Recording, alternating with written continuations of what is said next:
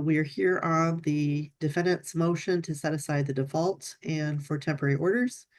I have read both the motion and the response. Ms. Wolfram? I would largely stand on the pleadings. Essentially, the only difference is, and we're happy to reserve, for the court to reserve the issue of the holiday parenting. That's simply the only difference between the proposed temporary order and the final, and the defendant's proposed and plaintiff's proposed temporary orders. And so to the extent that he proposed that order to the court, I would ask that the court enter it and reserve the issue of the holiday time. The only other item that, as far as I know, that we disagree on relates to child support, and I'm also happy to have that referred to the front of the court. I noticed in the reply that plaintiff characterizes it as, quote, fake daycare, but as everyone knows, and the formula provides for, daycare is permitted, particularly when it's required to earn income, whether my client was either being imputed income or whether she's actually attempting to earn income, additional real income. And so for those reasons, if the court would like to have us verify the child support amounts and day, times, we're happy to do that. My client is requiring daycare in order to earn income, as she was instructed to do by the plaintiff. And so for those reasons, we'd ask that that be entered. I guess, again, I stand on the pleadings with regards to the default situation. I did provide Mr. Krupp a signed copy of, again, other than the change in holidays, an agreement as he proposed to the court, and he voluntarily withdrew it and entered a default instead. I find that to be not in the spirit of cooperation, nor in good faith, given the work that we had done together prior. And so for those reasons, I ask that this court set aside the default, enter the temporary orders, and make the proper referrals. Mr. Krupp? Sure, Your Honor. My client is, and I guess we're gonna have to figure out. I ran the guidelines for him. He's been giving his wife the guidelines without the daycare, and so I think that's been going on. My concern is I'm more than happy to put him on a wage order, but there may be a gap, so I don't know, and I guess I would leave it up to opposing counsel if she wants him to continue to pay direct, which hasn't been an issue, and then we won't have a gap. Or if we want to do a wage order without daycare and refer it in front of the court, that's fine and dandy. I would tell the court that my client works at Kazan Motors. My auto group, which is out of Muskegon, bought them last week, and he has to re-interview for a job. So knock on wood, there won't be a problem, but it's concerning. So I just wanted to make everybody aware of the situation that legitimately he has to re-interview for a job. Sadly, I mean, he could lose his job. I mean, I'm hoping that's not the case, but we all know what the economics are right now in the world of everybody getting laid off. There's a little bit of a concern, but I guess I would leave it up to opposing counsel. If she wants to do a wage order, that's fine. I hate to see her go without money, and I've made it emphatic to my client that he needs to make sure to get her that money every time he gets paid. And I think it's been working fine. I think she's been getting her money. There hasn't been any hiccups. They've been apart for a couple of months. It's been since like November, and he's just been paying her direct. So I leave that up to her. The thought that daycare is $35,000 a year, and she's claiming that she makes 30 grand a year. You got to scratch your head as to who's getting paid $35,000 a year to do daycare. That seems absolutely ridiculous. And frankly, the whole point of my client agreeing to let her move to the Chicago area was the claim that I have family support there. My mom can take care of the kids and look after the kids, so it will save us money. Quite frankly, if he's paying $35,000 in daycare, why wouldn't she just stay here then? She's saved nothing. Nothing's been accomplished to move to Chicago. At the end of the day, that's the case. It's nonsensical. We don't know where she's working. I think those are all good reasons to refer it to the front of the court, right, so they can do a deeper dive. So I'm inclined to do that. The other two issues, Your Honor, that need to be kind of addressed is the parties are getting a tax refund, and then there is a deficiency from the apartment for damage to the apartment. And I had proposed to have my client pay the damages out of that money and then split the balance or put it in an escrow account, but the damage needs to get paid. He's been contacted. I think both of them were contacted by the apartment building saying you owe us like $3,000 in damages. That needs to be dealt with. And then there's an issue of the homeschooling. The children are being homeschooled, but they're not doing well academically. And that also needs to be addressed because the oldest child has not graduated from high school. They need to be tested and they probably need to be put in regular school. That needs to be addressed as well. And I don't know if the court wants to do a separate hearing on that, but they're not doing well. That the 19-year-old child has not graduated from high school. And at this point, it doesn't appear she ever will graduate. And the concern is the other kids are not doing well either. They need to just go to regular school at the end of the day. In-person school will be much, and my client checked with the school, which ironically, I don't think that's before me today, is it? oh It's yeah, not no, as far as I I included know. it in my response. So, I mean, at the end of the day, it just makes sense. And I don't know if there's an issue with getting the apartment complex paid or not. Or I guess they can both get sued. Why don't we take it one issue at a time, Okay. Ms. Wolfram? You want to address the apartment deposit? I do, thank you. My client was made aware that plaintiff, she's the one that, did all the move out and all of that. She has all the videos. She took a video of the apartment, the condition of everything that the apartment complex is disputing. And plaintiff informed her that he would take care of disputing it properly. So she left that to him to do so. If he did not file the proper, if he didn't follow the proper procedure for disputing it, that should be on him. That, she did provide proof that everything was in the proper conditions before she moved out. And she believes that the claims that they're doing are exaggerated. So that feels like a process that needs to play out, not something that we decide on a Friday morning motion and deprive her of, resources she desperately needs at this time. Well, clearly it's in both parties' interest to, if there is a dispute there, that be. And my client did dispute things, and I think they brought the number down because of his complaining about stuff. But of course, he's in Grand Rapids working, and she's not. So when the lawsuit happens, you know where it's going. Well, that's the he's concern. got the proof, then she needs to provide it to him so that he can fight it. I mean, obviously, I think it's premature for me to make any kind of a ruling on it. Okay, that's fine, Your Honor.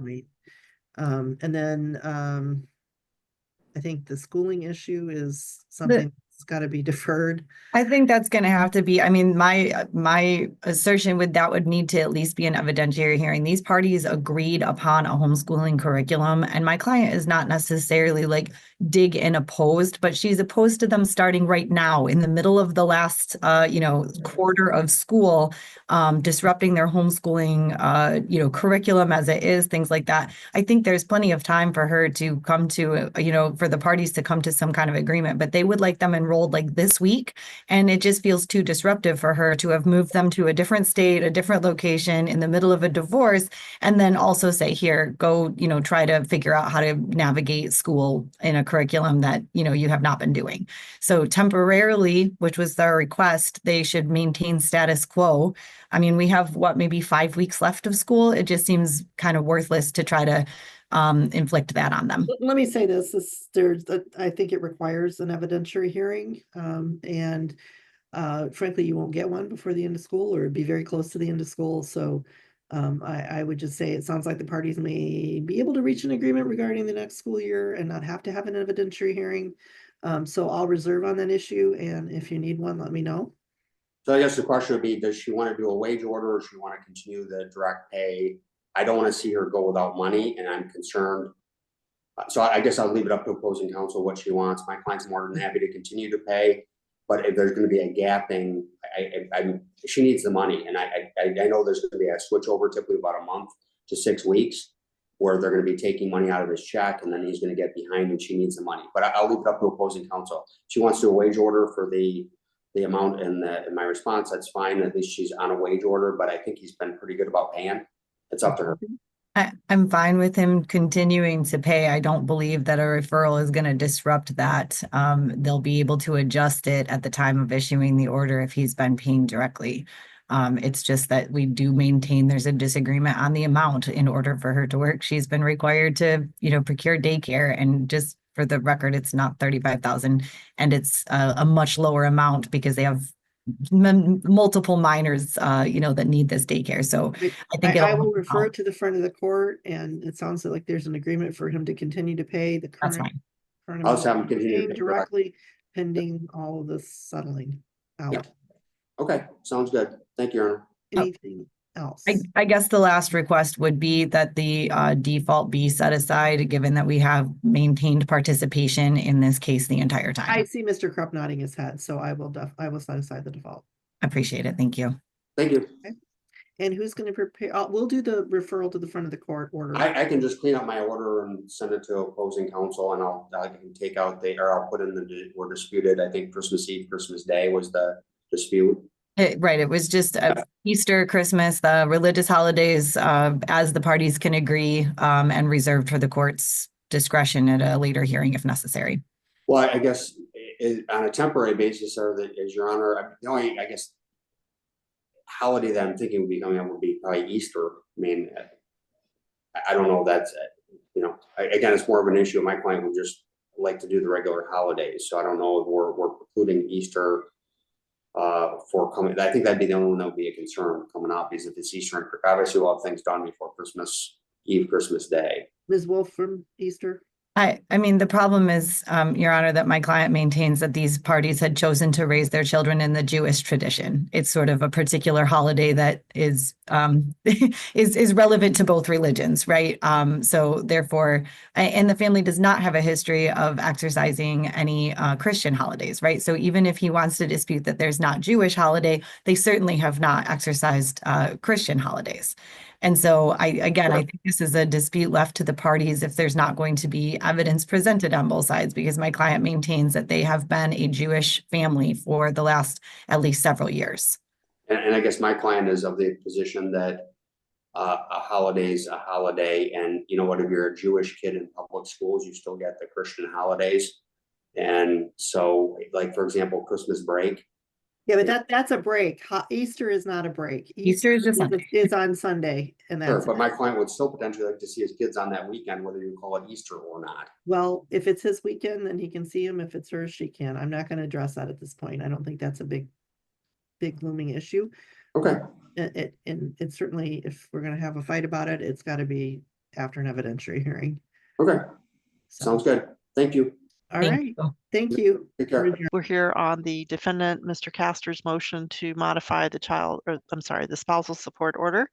Mr. Castor, I have read your motion. Is there anything else you'd like to say that you haven't already said in your motion? No, just that I need a couple months to get my stuff together, because I'm currently looking for a job right now, and my church is helping me. Okay. Yep. And Ms. Castor, I have read the response to your motion. Is there anything in addition that you'd like to say that you didn't say in your response? Yes, I would like to say something, Your Honor. It's been very difficult with Nick's address that he stated that he lives in Romeoville. That is not his address. My lawyer had tried to mail out some documents to that, and she had that returned back to her and had messages saying that he does not live at this address. And he also has left a voicemail at our office saying that he wants to make the payments. And then on February of the 24th, he said that his girlfriend that lives in Franklin, Tennessee, kicked him out, and that she was paying for everything and that he has no money. Okay. That's not true. All right. Well, the standard for modifying spousal support is very clear in the law. Frankly, the ink is barely dry on this judgment. First of all, the court would have to find a significant change in circumstances. All these allegations, or most of them, were made at the time that the judgment was entered. So the court will find there's no change in circumstances. There's also been no allegations regarding all of the factors to modify support and how those factors apply to the facts in this case. Mr. Castor, I know that you're representing yourself, but I still have to hold you to the same standards as I would a lawyer. And Yeah. your motion does not provide the grounds, so I will I'm- deny the motion at Yeah, this time. I understand that, Your Honor. I mean, I'm currently on state aid and public food stamps. And obviously the court knows I don't have a vehicle. I don't have proper housing. My address in Romeoville, Illinois is the only place I can accept mail because I'm homeless. I don't have a home. All right. All right, well, then it sounds like the mail is not being accepted. So you need Okay, to I'll do find whatever out. you need to do to make sure that that is a good address. And if it's not, to notify both the court and Ms. Castor, Ms. Britt, of an accurate address where your mail can be received. But Okay, I that's am gonna take denying. me some time. All Okay, right. All right, we're adjourned. Thank you. thank you. Hey, good morning. This is the matter of Qual versus Qual, case number 19-06451 EM.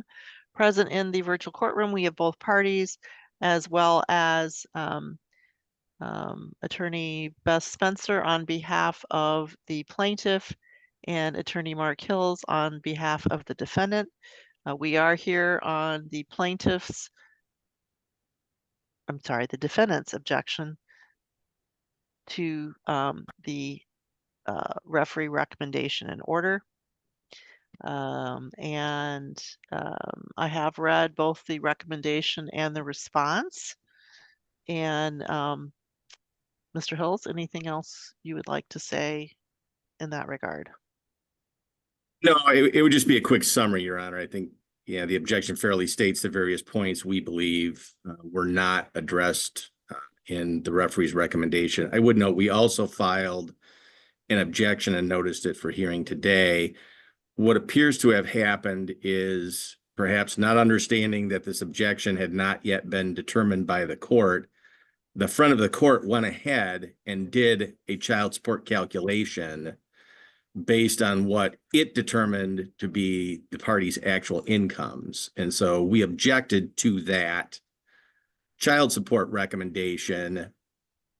We believe primarily it's premature since you haven't had an opportunity to rule on our objection to the underlying report and recommendation after the evidentiary hearing. All right, why don't we take that one first? Sure.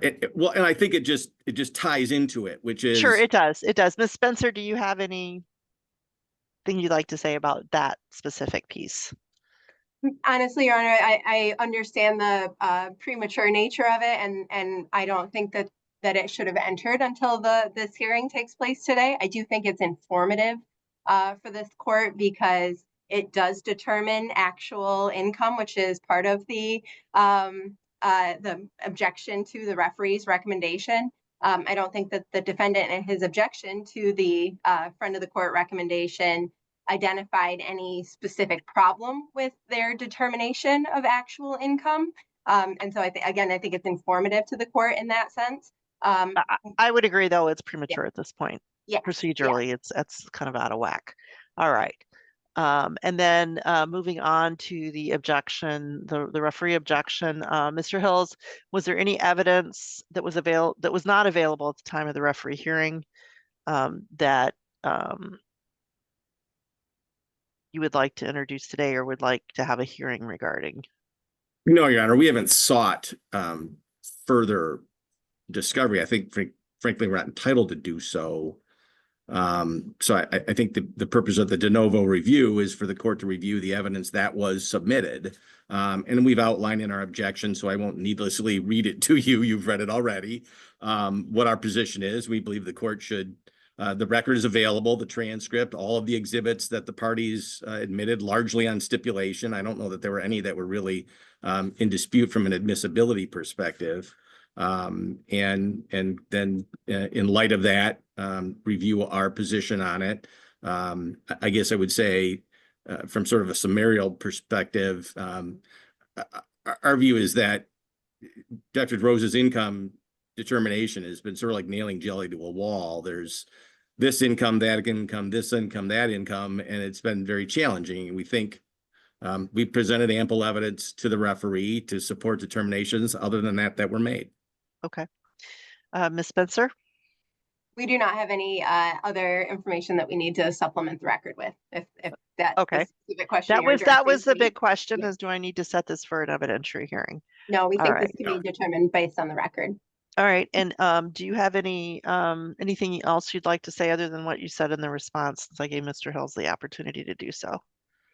Not a whole lot extra. I also won't recite what we've already written. I know the court's diligent about reviewing those things. I would just note that ultimately we think that the the referee got it correct, and then ultimately having this sent to the friend of the court, that now the friend of the court has gotten it correct, and that both of those orders upon review should be entered. Okay. Well, I'm going to take this under advisement because I want to go carefully through the transcript and everything, and I frankly did not have time to do all of that prior to the motion. I read the motion and the response, but did not read the transcript. So I will take this under advisement and do that, and then I will issue a decision. Very good, Your Honor. Thank you for your time. Your Honor, can I also, I wanted to address one thing just to be clear with the court. There was a request in the objection to the friend of the court recommendation related to the start date of child support. To the extent that the court looks at that, I mean, ultimately, the friend of the court recommendation decreases the child support that my client is currently paying. So to that extent, we have no objection to this being more retroactive than what the friend of the court calculated. Okay. All right. All right. Thank you. We're adjourned. Thank you, Your Honor. We are here on Ms. Cole's motion for relief from the judgment of divorce and to modify custody. I have read both the motion and the response. Ms. McLean. Thank you, Your Honor. I'm going to supplement because I know you've read the motion, and I want to start by saying, the children do not have a pediatrician right now, not because of conflict between the parties, not because of anything Ms. DeRose did, but because Mr. Cole will not follow any of the pediatrician's recommendations. And those were her words, not mine. That's what she Okay, I'm just going to interrupt you because I believe that was in your motion. So okay. I don't want you to repeat all that because I know it. So since then, on April 24th, one of the school counselors, Scott Hagedorn, sent out an email to the parents expressing that they do a sit down to discuss Nadine or NK's behavior. They're very concerned about NK. The teachers have been expressing concern about NK, that she's been getting lunch detentions, and they're very worried about NK's what appears to be major depressive effect. So they wanted to sit down with the parents. So yesterday morning at 7:30 in the morning, two school counselors, the school psychologist and the assistant principal sat down with Ms. DeRose and Mr. Cole to talk about their concerns about Nadine, NK. They asked, specifically very concerned, pointed out that she's crying out for help, suggested that they get her into a day program.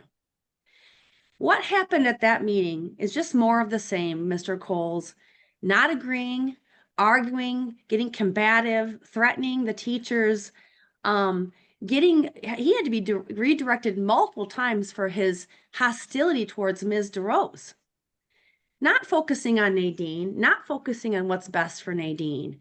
So we have a child who's been severely affected by Mr. Cole's refusal to follow any of these recommendations. And it's happening again. So Nadine is looking at getting more detention. She's got a D in this class. And what does Mr. Cole do? He blames the teacher. He's blaming the teacher. This is an urgent situation, Your Honor, an urgent situation because I have kids whose father is undermining medical advice. Not just undermining Ms. DeRose's parenting, but undermining the doctors. And what does that look like? From telling them the diagnoses are wrong, they don't need medications, not giving them their medications, withholding getting appropriate medical care. And I know, I believe it was in the motion, I point out Nadine had a referral for a psychiatric evaluation, I want to say a couple years ago, that Mr. Cole fought. He fought it. And every time we've gone to the court, we've filed multiple motions to get him to follow the recommendations. They've been granted. But what's happened is the referee has excoriated the parties and blamed Ms. DeRose for them not getting along. But when you have a parent who's got to file multiple motions just to get the other parent to follow the pediatrician's recommendations, that should be a red flag. You know, at some point, a party can't afford to keep coming back. Ms. DeRose did not follow through on that psychiatric referral, was hoping things would work out. And now here we are with Nadine today, a little girl in crisis mode, suicidal ideation, to the point where I haven't seen where a school emails parents wanting a sit-down meeting with 2 counselors and the school psychologist and the assistant principal to tell them their child needs immediate help, a day program, not even in school, because they're so worried about her. Most of the time as a parent, if you're told those things about your child, you're either going to sit there and cry because you feel so sad, and then you're going to want to do everything you can to help your child. But you're certainly not going to attack the people that are delivering the message, who are at school. They have no agenda. They just want what's best for your child. But Mr. Cole, that's what he did. And then there's been a history of this behavior going back for years. Right, we don't need to go over that. I've been very Correct. familiar with this case. So even Right though now I referee's have- been hearing it. Yep. Right now I have a concern about what's happening with parenting time ongoing, because we know that NK is in crisis. We know she needs immediate help. Without Ms. DeRose at least having temporary emergency legal custody, she's not going to get help for a long time. Number one. Number two, if she does get help, Mr. Cole's going to undermine the doctor's recommendations, because that's what he's had a history of doing. So not only does Ms. DeRose need temporary emergency custody pending a hearing because of what's happening, but I believe Mr. Cole needs supervised parenting time because of the history of what's happening. And I'm going to add one more piece of evidence that's come out that's not in this motion. Is a neighbor recently called 911, Mr. Cole's neighbor, because he heard the children screaming in anguish, crying and screaming. So I ordered the 911 call, and I have that, and I'm going to call this person to testify at a hearing. So what I'm saying is an offer of proof. Those kids were screaming, crying so much, she thought that there was abuse happening in the home. When the police came to do the well child check, all the kids basically hushed up and didn't say things, but the neighbor heard cries such as, "Get off of me," screaming and crying. And that wasn't that long ago, I want to say December. Things are going on in his home, and as the court knows, he was already previously substantiated for physical abuse. So there's something going on in his home. The door should certainly be opened for a complete review of custody parenting time. I believe the defendant needs some type of evaluation. But in the meantime, so I can get these kids the help that they need. So Ms. DeRose needs temporary sole legal custody, and Mr. Cole needs to have supervised parenting time. I don't see any other way to protect these kids, Your Honor. And I think the evidence is clear and convincing. Ms. Wagner. Thank you, Your Honor. I won't rehash my motion in response either, just specifically in response to what Ms. McLean has stated. As far as the meeting yesterday, I am unaware of it beyond what I'm being texted at this moment. So I'm limited in my knowledge, other than I've been advised that the meeting went well. It was a positive meeting, and actually goals were set for the child that everyone agreed upon. And so I understand that Ms. McLean has a different understanding of the meeting. I wasn't present for the meeting, so I'm only reporting back what I know. My client is very engaged in all of his children's lives. Most of the issues brought in this motion have already been litigated by this court and are just being rehashed over and over again. Simply because he has a differing perspective and different belief on how to treat his children doesn't make it wrong, any more than it makes Ms. DeRose wrong. We have 2 different parents with 2 different backgrounds and 2 different theologies on how to handle mental health. And mental health is in no way, shape, or form I'm trying to come up with the right word, an easy thing to address. I can speak from my own experience dealing with mental health cases, in that I can have 3 doctors dealing with one patient and 3 different diagnoses. There's no rocket science behind mental health. Doesn't make it not real, but it's not rocket science to come up with one conclusion. Do the children need the mental health assistance? Absolutely. My client's been advocating for that. He has provided names for therapists. He has provided names for pediatricians per their parenting plan. And Mr. Rose is not doing the same thing and instead turning around and making them out to be obstructionist. So respectfully, I don't believe that Ms. McLean has met the burden for this to move any further and would ask the court deny the motion. May I Thank you. respond briefly, Your Honor? No, I'm very well aware of what's going on here, at least what has gone on in the past. So I think I have a pretty good understanding here. The threshold, as we all know, is proper cause or change in circumstances that may affect or that will affect potentially the welfare of the child here. And certainly some of the allegations are not new, but there are some that are new, and certainly the allegations are more concerning and more, the situation is escalating. And given the fact that these two parents clearly cannot agree on much of anything at this point, I think specifically legal custody needs to be looked at again. I think that the threshold's been met, as well as physical custody. I am not going to make any changes to the order as it stands now, but I will refer this matter to the front of the court for an evaluation regarding custody, parenting time, and child support. And I will also order that both parties have psychological evaluations regarding capacity to parent, because we need to get to the bottom of all of this. Do you have a once and for person you all. can pick, Your Honor, because they won't be able to choose? HRA. Human Resource Associates, anyone there? Should they use the same person?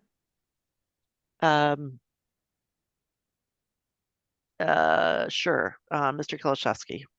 Okay, Dr. Kulisewski, Jeffrey Kiloszewski, is it? Jeffrey Kiloszewski, yes. Okay, and then can you give us an order in the meantime that says that the parents should not undermine the recommendation of the medical providers and that they need to follow the pediatrician's recommendations? We actually don't have a pediatrician right now, so I don't even know. I have kids that can't. I understand that, but I also understand that with joint legal custody that I cannot make those sorts of decisions without that both parties have the right to object to the other party's decision on that sort of thing. So I am not going to order that both parties follow any recommendations because I can't do that without a Lombardo hearing. Unfortunately, this family is just going to have to struggle along until we can get to the bottom of this and I can make a decision on custody. I would just hope that both parents act in the best interest of the child, and if this child is truly in crisis, this child needs treatment. I'm just trying to figure out what to do with crisis if they can't agree, Your Honor. I'm worried about this little girl. There is a crisis intervention, mobile crisis unit that can be called. Okay. So that's what to do. All right. Thank you, Your Honor. Thank you. We're I'll adjourned. draft the order. Thank you. Thank you. Ms. McLean on behalf of the plaintiff, Ms. McClure on behalf of the defendant. This is well, actually, we have two motions. We have the defendant's motion to modify parenting time, and we also have the plaintiff's motion for de novo review. I think we'll take the plaintiff's motion for de novo review first. I have read the motion, the response. I've read the transcript. There was a order entered prior to this hearing that indicated that the de novo review would not consider any additional evidence that was not available at the time of the referee hearing. That was not available at the time of the referee hearing.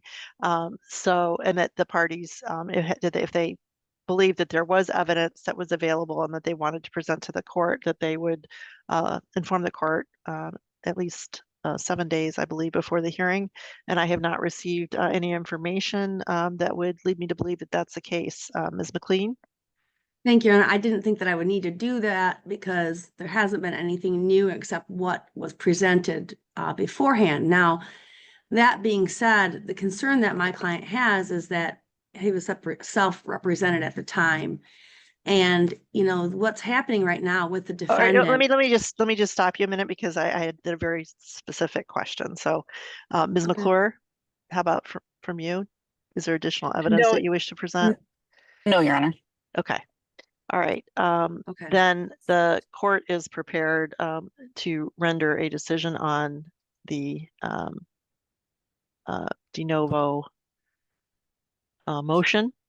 The legal standard for custody modification requires that a parent seeking to change custody must first establish either proper cause or a change in circumstances in the child's life since the last order.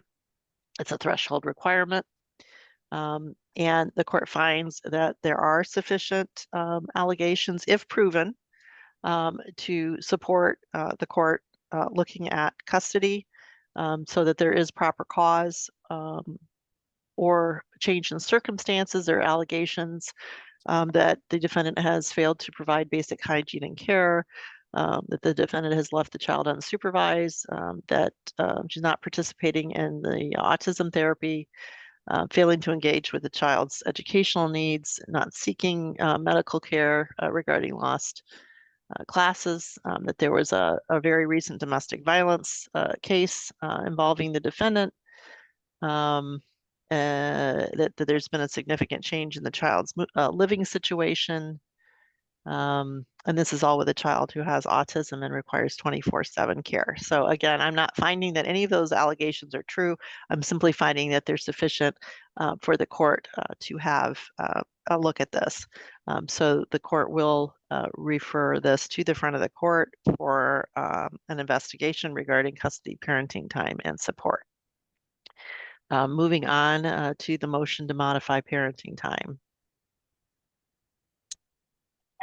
I think, and these issues are clearly tied together, and if the court is referring this for a review of parenting time, it will be addressed with the front of the court, I assume. But at this point, the biggest issue has been that pursuant to the judgment, the plaintiff, it says the plaintiff shall attend up to 2 ABA appointments a week. It doesn't say anything about when and how and where.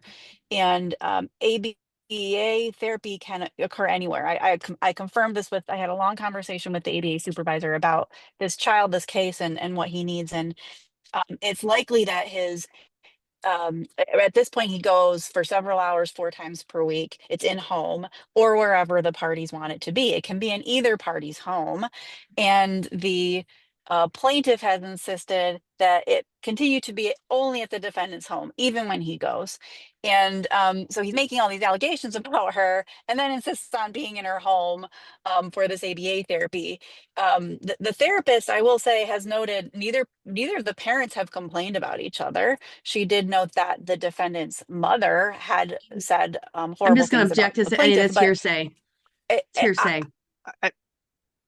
understood. So it was everything that was in the plaintiff's motion. I would agree. I agree, and I don't want to get too far in the weeds in here because like I said, Yeah, I get an read both. affidavit. I spent a lot of time yesterday reading the motion and the response. So right. So and again, this is the point is that the ABA therapy happens 4 times a week. My client has told me, and I have confirmed, that it's likely going to be decreasing over the next few months, especially by fall when the child starts school. And so I think it's going to be sort of impractical for the plaintiff. There might not even be 2 ABA appointments per week. But even more importantly, it is nonsensical for the plaintiff to attend ABA therapy in the defendant's home when he could have it at his home, or he could attend it in the community. We just need to discuss that. So, I don't know if it makes sense to change the parenting time schedule exactly as I've requested at this point, knowing that parenting time is going to be reviewed and that ABA therapy is going to be changed. But I guess what we would like at this point is that the plaintiff, when he attends ABA therapy, that the ABA therapy happen in his home, or at least not in the defendant's home. That's the main crux of the issue for this morning. all right, thank you. My client has no problem with doing the ABA therapy when it's on his time in his home. The problem is that it's been always in her home, even during his time, and he has a right to be there and attending the therapy. So if we want to expand the times, the child can, during during the ABA therapy, my client's gonna be able to get the child and have therapy in his home. He's happy to do that. He can pick the child up and bring the child to his house, and he can do the therapy at that time. All right, well, as I said, I did spend some significant time looking at this yesterday. So I will order that any ABA therapy that occurs during the plaintiff's parenting time be at his home or in the community, but not in the defendant's home. That the defendant shall not enter the defendant's home at any time. That both parties are to follow the ABA therapist's recommendations consistently. That the defendant's parenting time, during the defendant's parenting time, only she and appropriate child care providers can supervise the child, so that the boyfriend, who's part of this whole issue, is not supervising at any time. That any child care arrangements be communicated to the plaintiff in advance. And I'm not saying that hasn't happened. I'm just saying, I'm just going to clean up the order.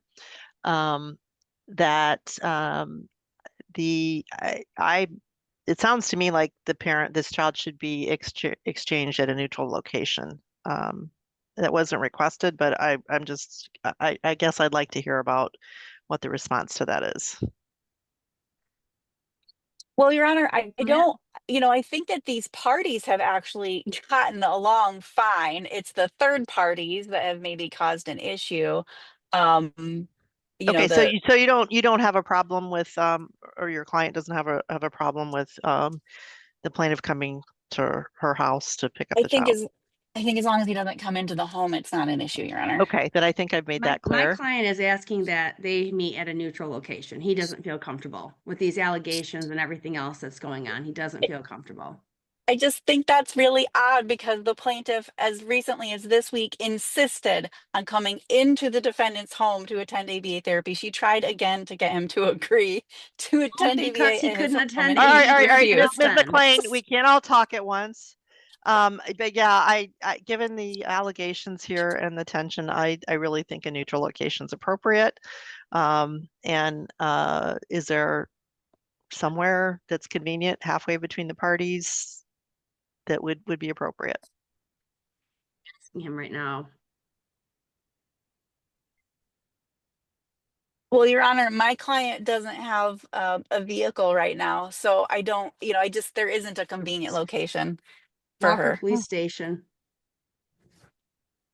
It's halfway, my client says, halfway between the houses. Okay, all right, wait. How old is this child?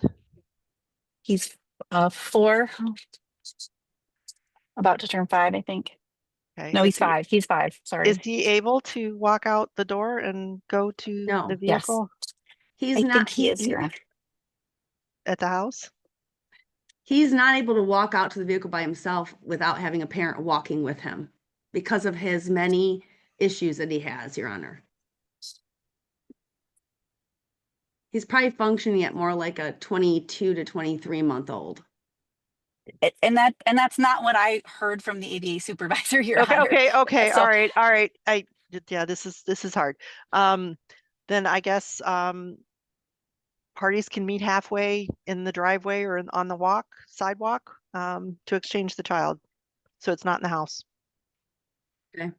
Okay. So she's gonna walk the child out to the end of the driveway, and he'll pick the child up from the end of the driveway. Yep. That way there's a parent with the child all the time. That makes sense. The court will order that our family wizard be used for all parenting communications. I have an order, kind of a standard order that I use. We'll send that to both attorneys to have a look at to see if you want to make any modifications, just because there's all kinds of options in there. But I do want these parties to use our family wizard. And I do also want to order a safety assessment of both homes, just to make sure that they meet the needs of a child with autism, because it is a little different than perhaps a standard front of the court investigation. So I'm going to include that in my order of referral. Okay, thank you, Your Honor. And then I'll have the parties split the cost of the referral. The $300, $150 a piece? Yes. And when does it need to be paid by? The front of the court contacts people. I think it's within 7 days. It's 7 or 14. Yeah. The that- other that- thing is, if one person ends up paying it all, because, you know, sometimes the party won't pay it, and then it will get just basically, the order of referral is set aside or it's vacated because of lack of payment. If, for example, my client ends up paying the whole thing, would he be entitled to be reimbursed the 150 down the road Yes, from? yes, Okay, yes, I want yes, to make sure that's in there. yes. Okay, And is there anything further?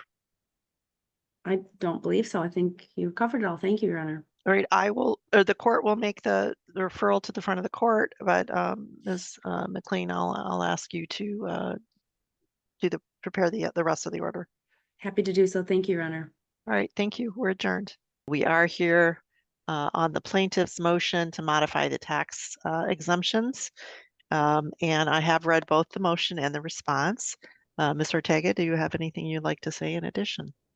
Thank you, Your Honor. The motion is pretty self-explanatory and rather simple. This has to do with the provision in the judgment that essentially has my client deferring his tax exemption if there is an arrears in the end of that tax year in child support. But what it effectively does is it really is essentially, in this case, turns out to be unconscionable. It takes away thousands of dollars from the household of Mr. Ike when it specifically this year, it was $700 and something in arrears. He did attempt to reach out to the plaintiff or to the defendant to resolve this issue.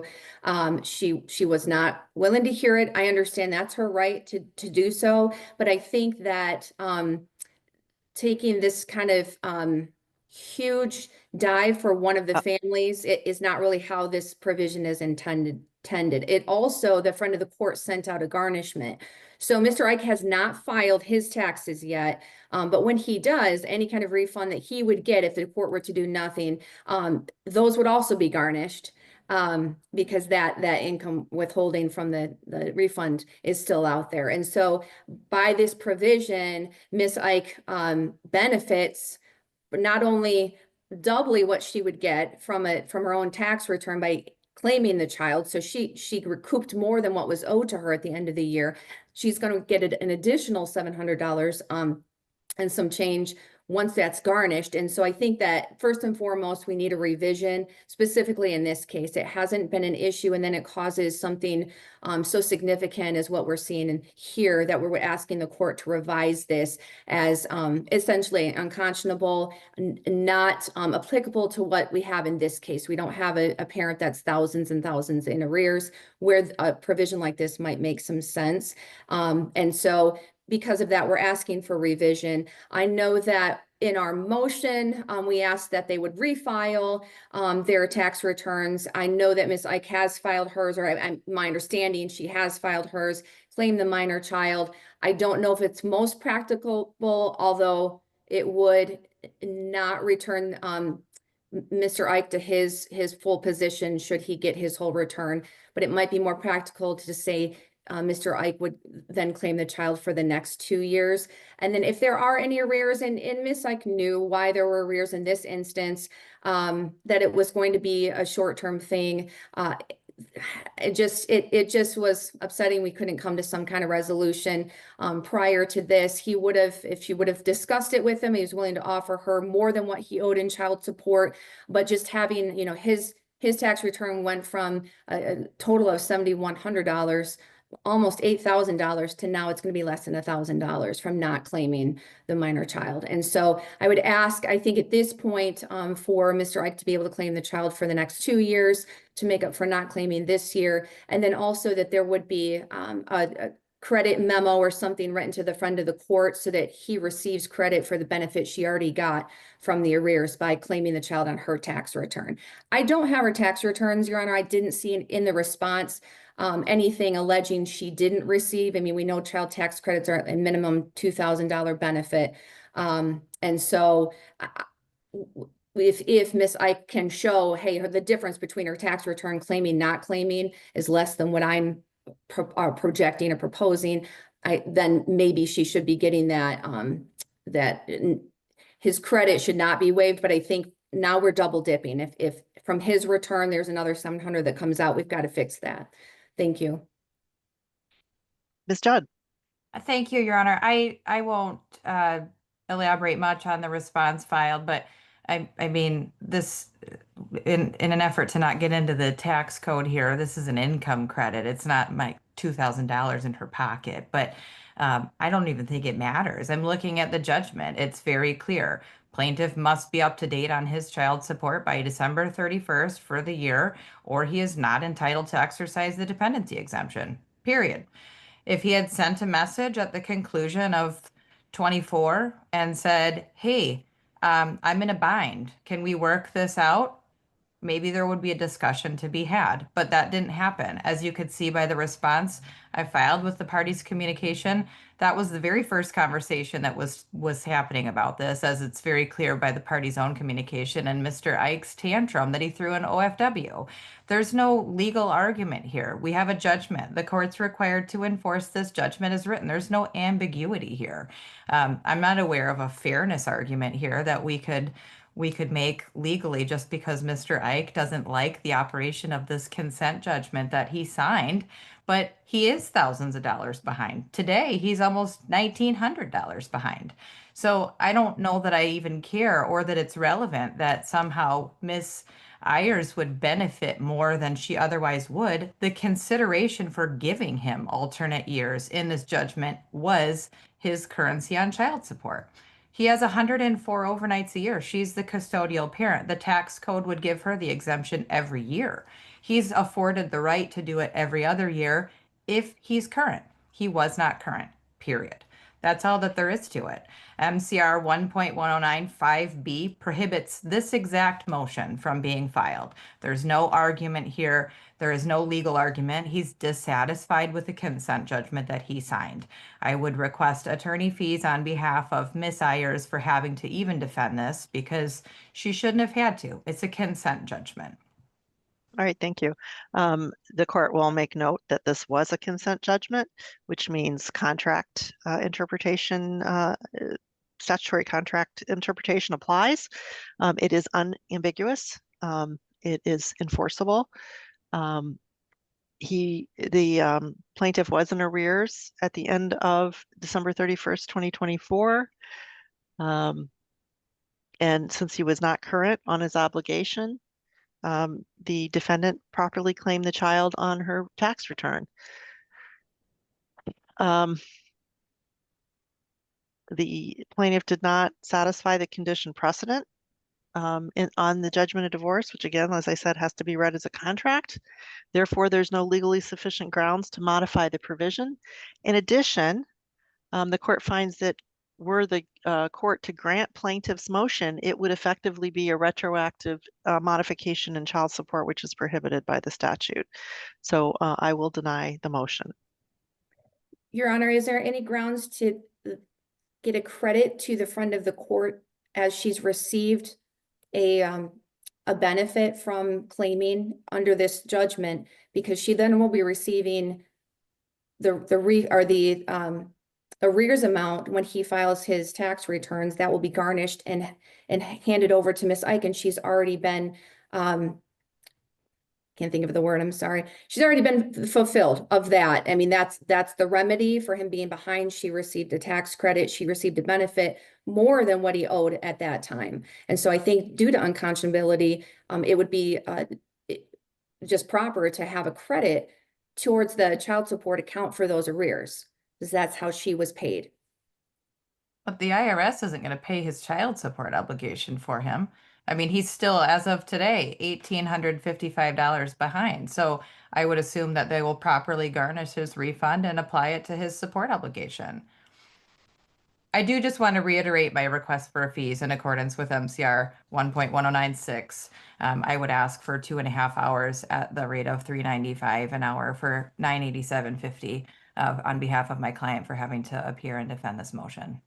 I'm going to deny both Ms. Ortega's request as well as Ms. Judd's request. I think, although it was pretty clear to me, I don't find that this to have been a frivolous motion. I think there was at least an arguable equity argument, perhaps. So I will deny both of those requests. Okay, thank you, Your Honor. Thank you, Your Honor. We are here on the defendant's motion in order to show cause against the plaintiff. for allegedly failing to abide by this court's order entered on February 28th of 2025. I have read both the motion and the response. Mr. Young, anything in addition that you'd like to say in support of your motion? Nothing to add in terms of what factually is in dispute.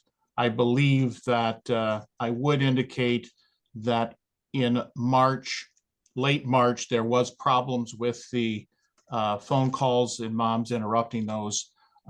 Since the filing of that motion or our motion, those seem to have resolved themselves, which is good. The problem that we frankly face is that there continues to be an attitude that dad really does not deserve any involvement with his son. And he still is trying to establish that. That starts with getting information about his school, childcare, pediatrician, and the counseling. My client did indicate that he received a notification from mom this last week indicating that she had changed the counselor again. That is of concern to us because when this started, the first counselor involved with the child was Pine Rest, excuse me. And that counselor, I believe it's Erica Van Sloten, had a relationship with dad, was working with dad. She had concluded that it was a good relationship. And she was in a position, I think, to help this child kind of navigate the conflicts that historically have been an issue with mom and dad. But shortly after dad's summer parenting time last year, mom discharged that therapist, and we did not hear about a replacement therapist until we got back involved in trying to find out what was going on.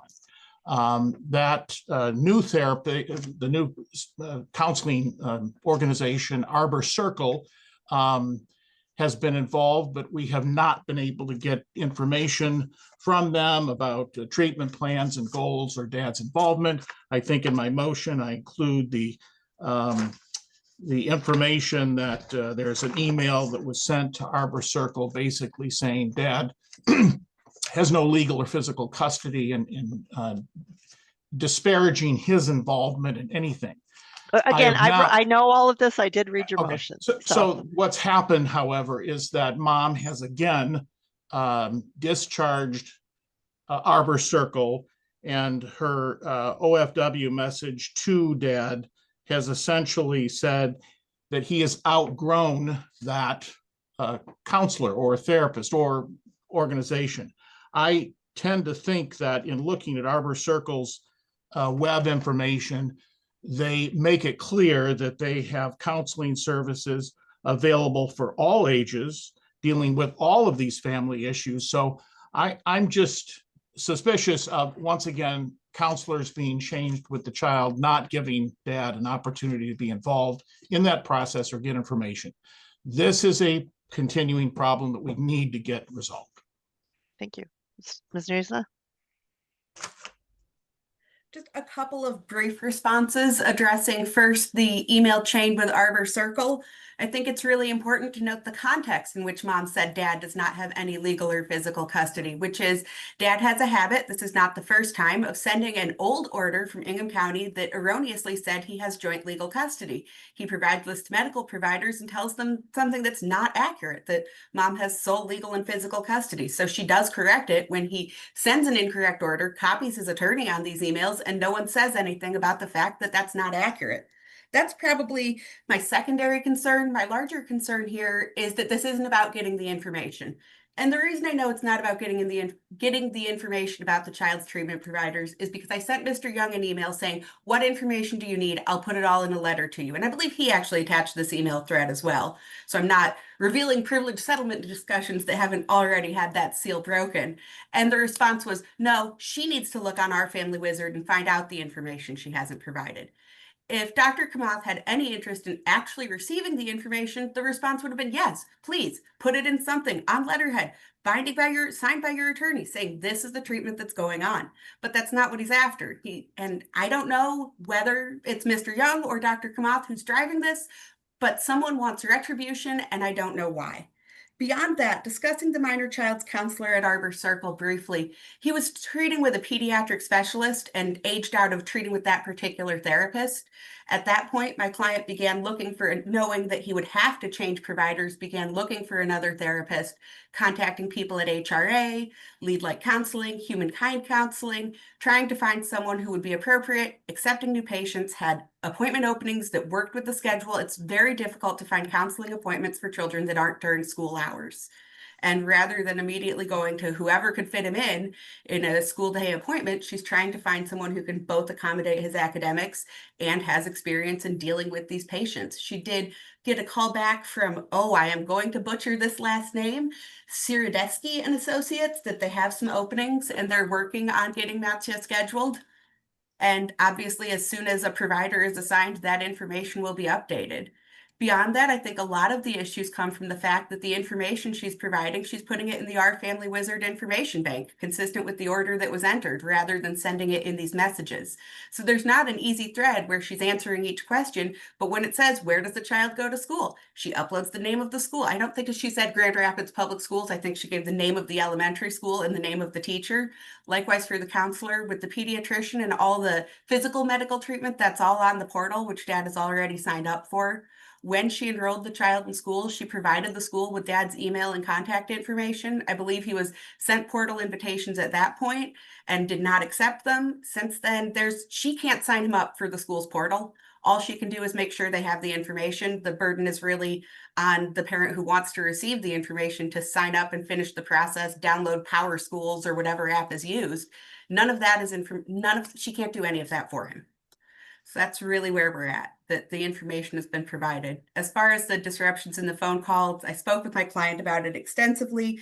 The one time she can remember is she did go back into the room to grab a water bottle she had left. She lives in a fairly small house. There's just not a lot of places to go. The parties have a couple of times now successfully changed times to accommodate travel schedules, and the calls seem to be smoothing out. All right, thank you. Can I add just one thing, Your Honor? Specific, the entry provide. Can't sign. The only one. The orders make it clear in all of those informations, and that's a problem. She's not been cooperating. All right, thank you. I think I'm not going to find the plaintiff in contempt of court at this time. However, I will admonish her that she's awfully close because complying with the orders sort of superficially is not sufficient. More specific information, right down to the names, the addresses, the phone numbers, the emails. I do think it should be in Our Family Wizard. It shouldn't be provided any other way because that's what the court has ordered. But very specific information, and whenever there's changes, very specific information. I will also order that the plaintiff sign any releases that are necessary for the defendant to access information. And she's going to have to do that proactively. It is his burden to contact that provider, but then it's her burden to sign those releases and to do it immediately. I think the phone call issue has been addressed, it sounds like, so hopefully we will not see any future issues with that. I'm also going to order that there not be any further changes in the therapist without prior approval of the court. So does that mean that the Arbor Circle is where he should stay as the provider of care? I am willing to allow this new person because it sounds like the whole, I don't want this child to have to miss school, but if that's required in order for him to get counseling, or in order for counseling to occur, then that's what has to happen. But I certainly appreciate the attempt to not take this child out of school for counseling. So that's what I'm saying. That it is best, I think. But if the only option is counseling during school, then that's what's going to have to happen. And can we also include in that order that person be identified before summer parent time? Parties have agreed would take place between July 5 and That's all right. That person needs to be identified within 14 days. Okay, thank you. Your Honor, there was one thing in terms of the summer parenting time we were trying to work out. Maybe you could provide us with some guidance. I think last year's summer parenting time, the court ordered that he turn over his passport to the attorney that was representing mom at the time. My client is in need of his passport during the period of time that he's exercising, because there may be an opportunity to visit family members that are out of state, and he just wanted to be able to have his passport and not have that be something that would keep him from visiting the country. Obviously, that's an extraordinary concern for me, given that Dr. Kamath has no ties to this country other than the minor child. Why does he need his passport to go to another state? Well, he's concerned about, number one, ICE. If there is So you have an attorney, your attorney can speak for you. If he is designated, picked up, contacted by ICE, he has no passport, that is a problem. In terms of flying to, he's got family and cousins and uncles in New Jersey that he wanted to be able to visit with Matya, and that I think is not unreasonable. Clearly, he can't do that without his passport. So I think that we're trying to normalize as much as we can this child's contact with dad and his family. He does have family in the country, and he would like his son to be able to meet them. All right, I will allow him to have his passport back. The child will not be allowed to travel out of the country without their passport. So I think that's sufficient. And given the current climate with ICE, I understand. And I do understand, but I'm very concerned if we can have dad post a bond or do something. He has a business, a career, family ties to India. He's got nothing holding him here. This is a very contentious case. Okay, what bond would you suggest? There's no amount. He has no money. There's no amount of money that can match a child. So well, I'm trying to come up with some sort of a solution that would give some teeth to keep Matya here. Okay. I can't come up with, I don't have anything else. Yeah. But as I said, it's also not in the best interest of this child to have his father removed or, arrested by ICE. That would be horribly traumatic. So those are my thoughts. Yeah. Thank you, Your Honor. And I appreciate that. It would, I think, help smooth things out this summer when he does come and visit dad. All right. Thank you. We're here on the defendant's motion to enter the friend of the court recommendation regarding child support as the order in this matter. I have read your motion, sir. Is there anything else you'd like to say? No, ma'am, that's it. Okay, ma'am, do you oppose the entry of this order? The only thing I have a concern about is we have 50-50 during the summertime. Okay, this is not about parenting time. It's about support. Yes. Okay. Would I still have to pay the full amount of support for June, July, and August?